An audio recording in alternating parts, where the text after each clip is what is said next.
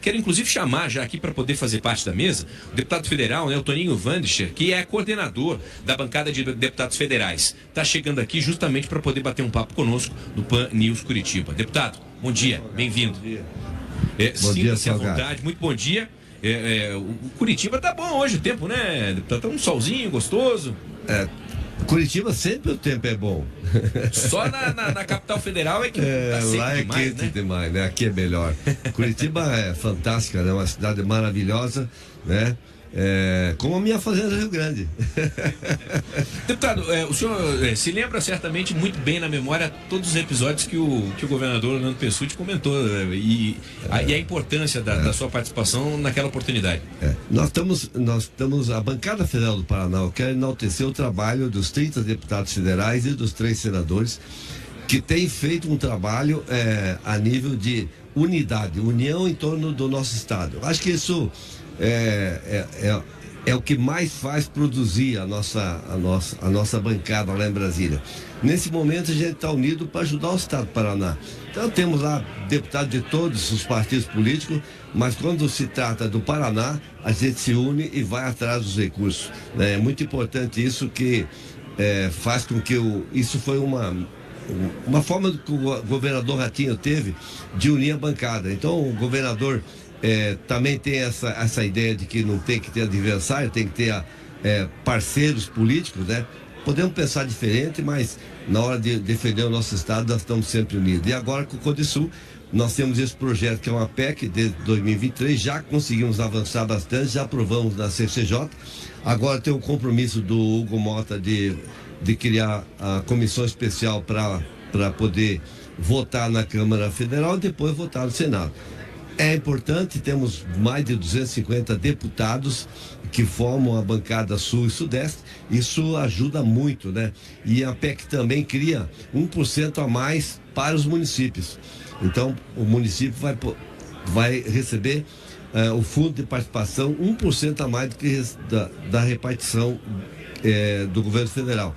E 0,5% a PEC também cria para a questão da segurança, que hoje é tema relevante no Brasil, né? Então é um fundo que tem a necessidade de ser aprovado. Isso todos os deputados têm essa percepção também, e espero que esse ano a gente consiga aprovar na Câmara Federal e o Senado depois venha referendar, e nós teremos então recursos importantes para continuar, né, o crescimento da região sul e sudeste, que é a região que mais arrecada impostos do Brasil, né?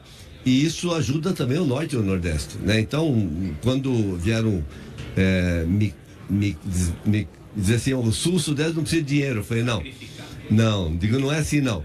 Digo, é importante saber que o nordeste, ele recebe muito recurso do trabalho dos cidadãos do sul e sudeste, né? Então, quando você consegue viabilizar mais recurso para desenvolver mais o sul, criar, por exemplo, Paraná, vamos lá, nós precisamos de uma nova estrada que chegue até Paranaguá. Isso é fantástico. Se nós não conseguimos isso, um dia podemos ficar com o porto isolado, né? Então, para isso precisamos de recursos extras, recursos que venham e poderão vir desse fundo que pode financiar uma obra como essa. Então é muito importante, a gente sabe da necessidade e temos certeza que vamos aprovar esse projeto lá em Brasília. Deputado, agora só se faz melhoria, né? A qualidade de vida das pessoas só aumenta com verba, com recurso. E o município, infelizmente, é o que acaba mais sofrendo, porque é um funil. Do governo federal, governo do estado, e vai chegando no município, que é o que é mais cobrado. Ou seja, a expectativa com a reforma tributária é gigantesca, mas a preocupação também.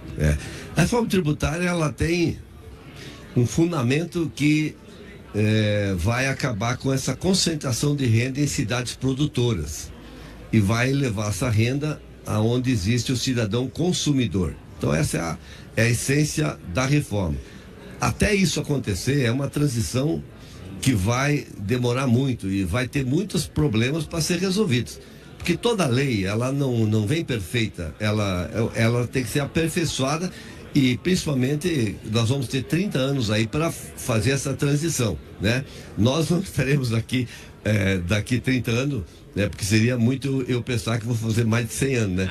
Mas no tempo que eu estiver no Congresso, a gente vai estar lá tentando fazer o melhor para esse projeto, que para mim é fundamental, porque ele vai acabar com a sonegação de impostos. Isso já por aí só, já a gente fica muito contente, porque quando o cidadão vai pagar o produto, ele já vai pagar o imposto, e o imposto já vai para o governo federal, então, e para os governos estaduais e municipais. Então, para mim, a reforma é importante e necessária e tem que ser trabalhada até a sua implantação. Deputado, eu pergunto para o senhor com relação a algumas pautas que estão sendo discutidas aqui. Esse evento municipalista, o senhor abraça assim essa causa? O senhor está com 74, deputado? Vamos para 75 em agosto. 74 anos. Dessa vida política que o senhor está, o que já mudou, evoluiu, mas a gente precisa avançar. E esse evento é importante porque traz para essa pauta uma discussão fundamental. Deixa eu dizer uma coisa aqui, que os prefeitos vão ficar bravos comigo. O problema do nosso país são os prefeitos. Por que, deputado? Porque a solução também passa pelos prefeitos. Então, quando você, cidadão, elege uma solução, são 4 anos de vitória, de progresso. E quando você elege um problema, aí é 4 anos de dificuldade. Isso eu falo porque um gestor, e normalmente, se você olhar, a forma com que são escolhidos, não é aquele que tem mais capaz para trabalhar, não é aquele que tem mais condição de fazer a coisa acontecer. Então, é difícil eleger, é difícil. Por isso que é importante esse evento como aqui hoje. De aqueles prefeitos que não têm ainda a condição, o conhecimento da gestão pública, eles possam aprender e levar isso para o seu município, né? Discutir isso com os seus secretários, né? Eu, quando fui prefeito, eu não tinha secretário, eu troquei a nomenclatura.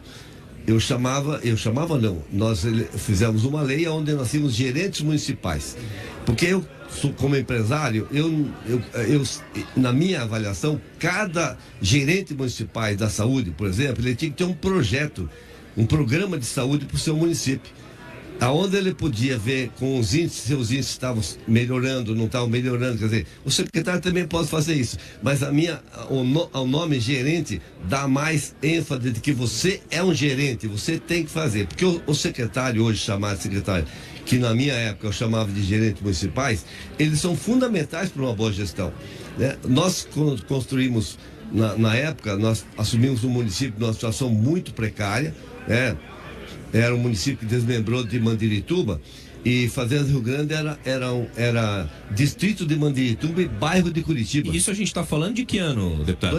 2000, não faz tanto tempo. Não faz tanto tempo. É novo, né? É novo. Então, veja bem, nós tínhamos lá um município que deixou de ser distrito de Mandirituba, mas continuou sendo bairro de Curitiba. Só que Curitiba não tinha obrigação nenhuma de atender o cidadão de Fazenda Rio Grande. Uma arrecadação era muito baixa, né? Na época que eu assumi, 14 milhões por ano, com 60 mil habitantes. Quer dizer, era praticamente inviável totalmente, né? E foi um trabalho muito grande que foi feito junto com toda a sociedade organizada. Os empresários ajudaram muito. Para você ter uma ideia, quem construiu a delegacia foi os empresários, porque o município não tinha dinheiro e não tinha delegacia na cidade.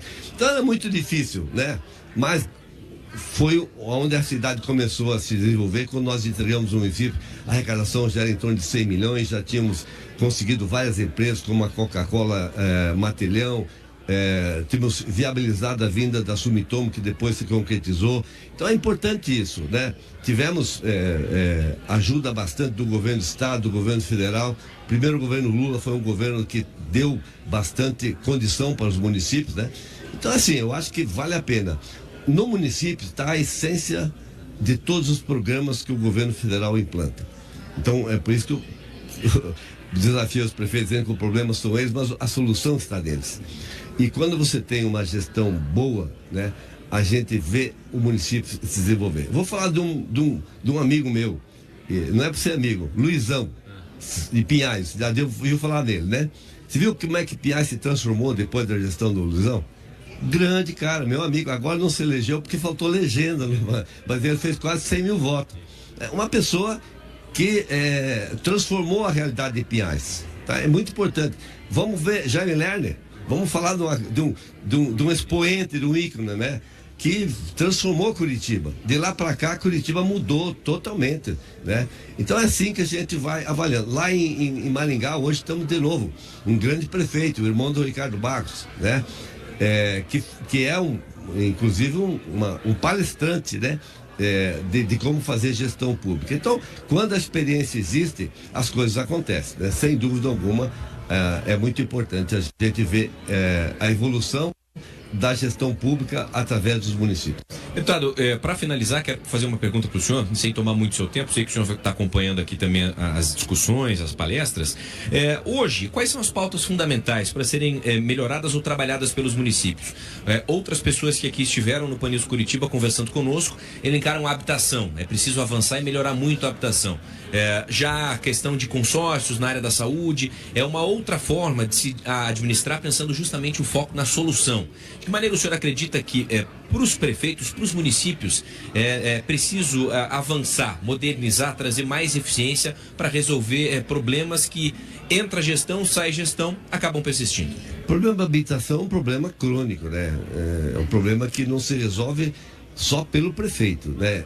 O prefeito tem que ter programas do governo federal, do governo estadual, e o governo do estado do Paraná, através do governador Ratinho, tem um programa onde ele praticamente paga a entrada do imóvel para o comprador. Isso é muito bom, né? Para facilitar, mas temos que ter recursos, sim, porque tem município que não tem como comprar o terreno para poder fazer a casa. Município que pode desapropriar uma área e aí você consegue, através do governo federal e do governo do estado, conseguir construir e atender a população.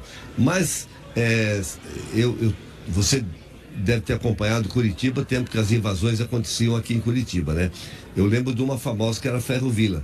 A Ferrovila tinha um programa do governo, na época, o governo municipal, para fazer prédios ali e foi invadida. Depois tiveram que comprar áreas e realocar as pessoas. Hoje, Araucária tem uma área de... Araucária é um município rico. Tem uma área de quase 20 mil pessoas em área de risco e que são ocupações irregulares.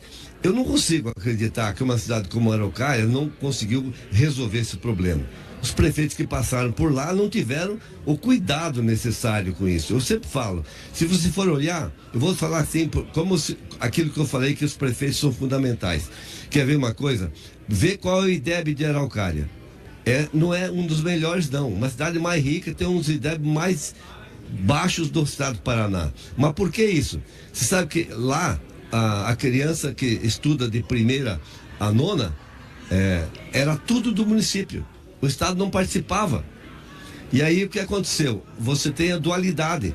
A criança estuda de primeira a quinta e junto com os alunos que estudam de sexta a nona.